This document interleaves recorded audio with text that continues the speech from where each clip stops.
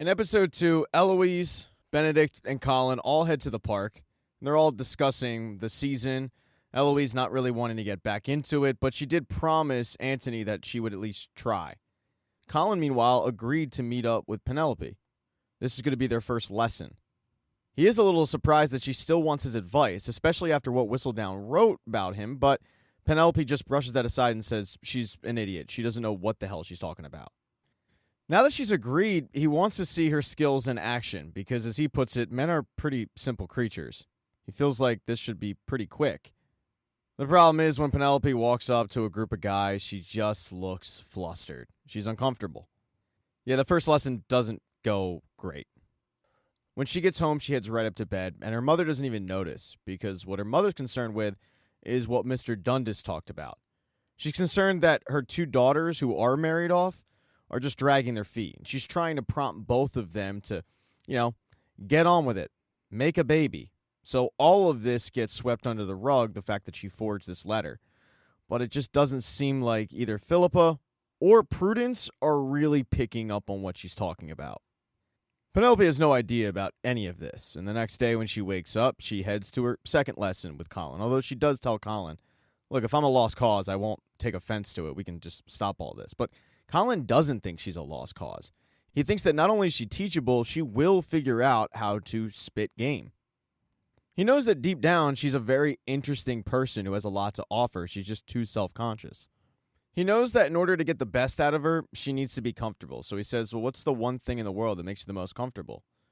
And she tells him, it used to be Sunday teas at Bridgerton house, but that's not really an option anymore because of the relationship with Eloise.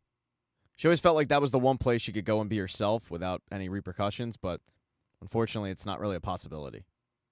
Colin does ask her what happened between you and my sister, but Penelope decides to not answer the question and just tells him that she has to get back before the two are, quote, noticed together.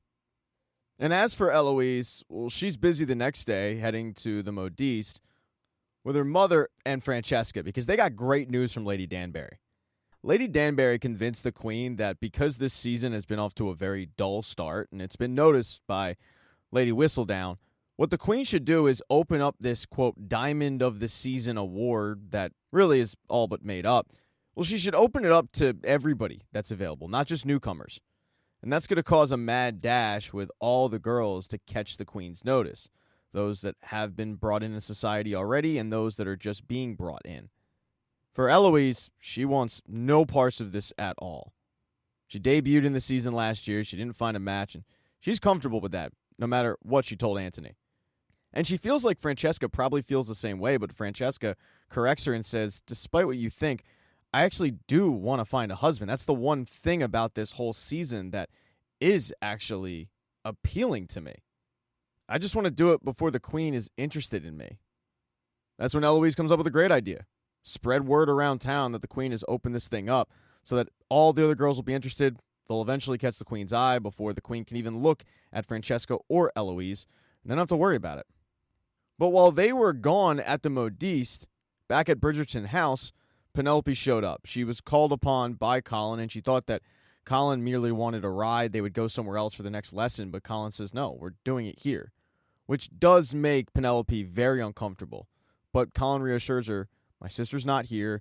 Don't worry. No one's going to see you. It's just me and you. We need to do the lesson here. He goes to the drawing room of the Bridgerton house, and the lesson's going to be pretending like they're at a ball.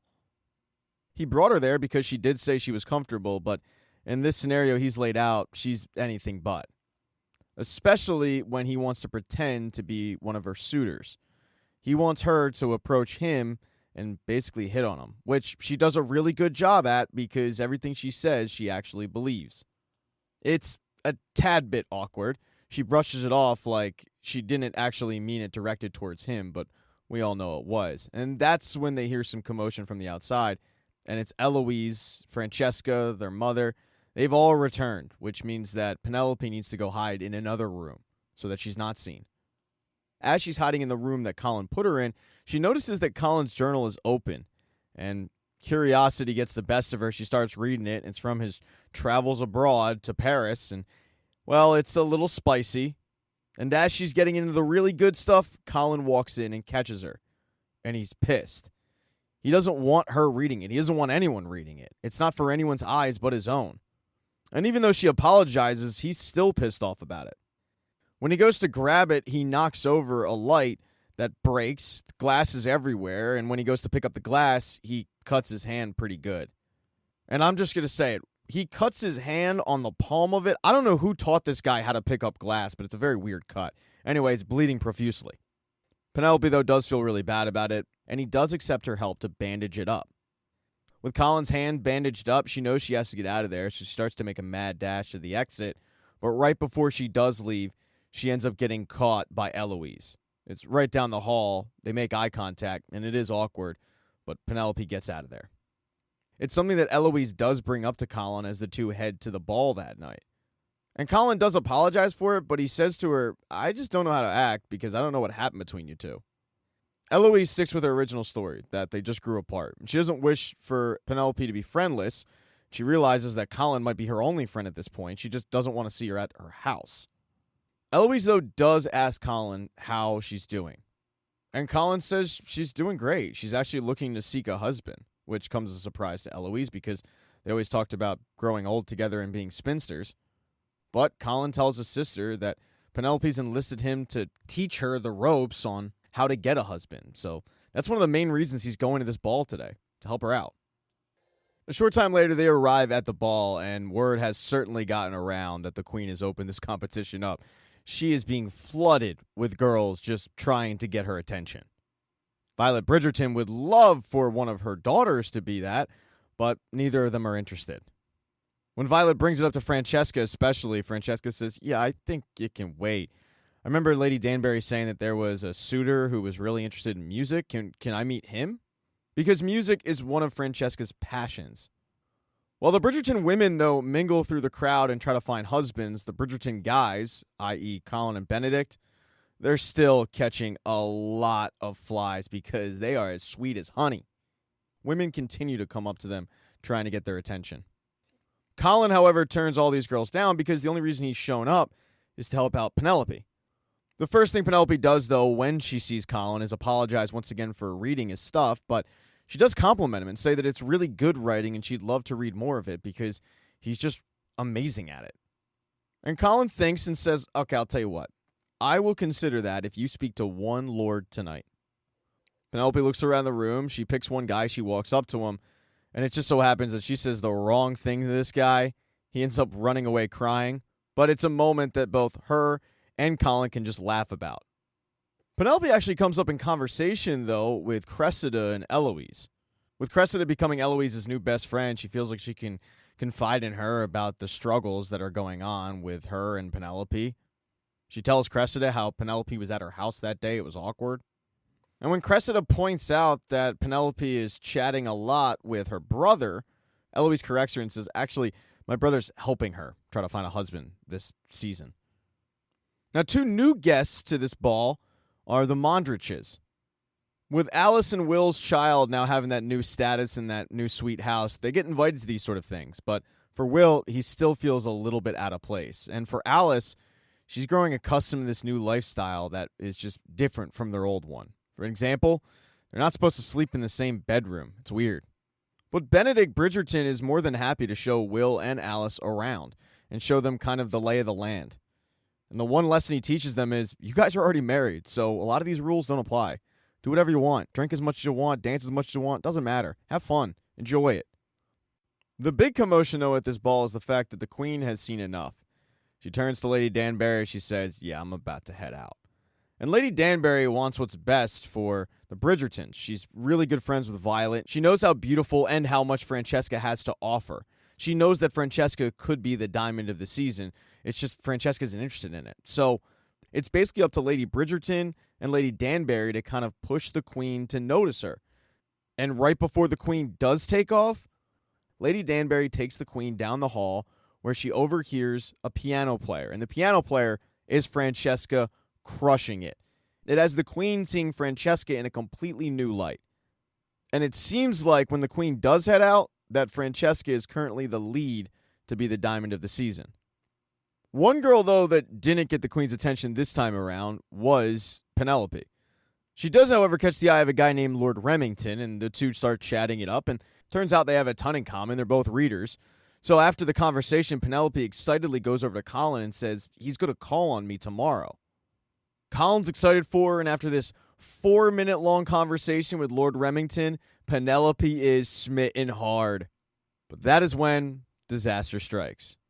Because word has gotten around to the partygoers that Colin Bridgerton is helping Penelope find a husband. And even though this shouldn't be that big of a deal, it is. It's extremely embarrassing for Penelope. It's also embarrassing for Colin. Suddenly, everybody's looking at Penelope, and they're just mocking her. And it forces Penelope to flee the ball again. Two Bridgertons chase after Penelope to make sure she's okay, Colin being the one and Eloise being the other. But the two end up meeting up on the steps, and Colin asks Eloise, "Did you tell anybody that I was helping her?" And she starts kind of beating around the bush a little bit, but later admits, "Well, I told Cressida," in confidence. And Colin loses it on her. He doesn't understand why Eloise is friends with Cressida instead of Penelope. And Eloise continues to keep her mouth shut on what happened between her and Penelope. That night when Penelope gets home, she writes the next edition of Whistle Down, and she has to unfortunately put herself in it. As for her sisters, they get to work trying to have a baby. And as for the Mondriches, they also decide that, you know what, we're not going to follow by these rules. We're not sleeping in separate beds. That's dumb. We're going to sleep with each other because we're adults. The next day, the edition of Whistle Down comes out, and everybody's reading it. And for Eloise, she is a little surprised that Penelope put herself in it, but she's more upset with Cressida. And she confronts Cressida about what she said to her, because she told her confidence.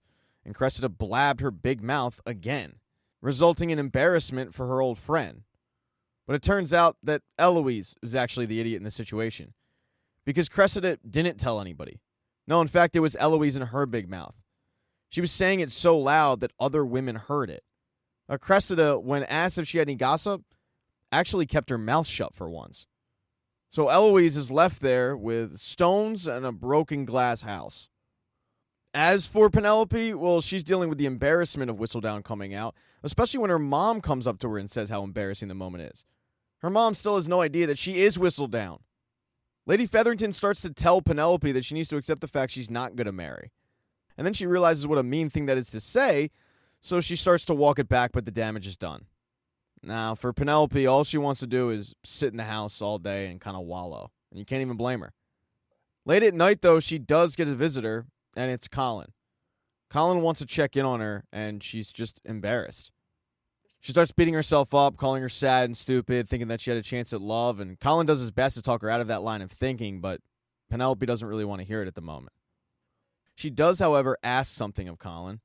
She wants a kiss. And Colin doesn't really want to, but she starts to explain to him that she could die tomorrow.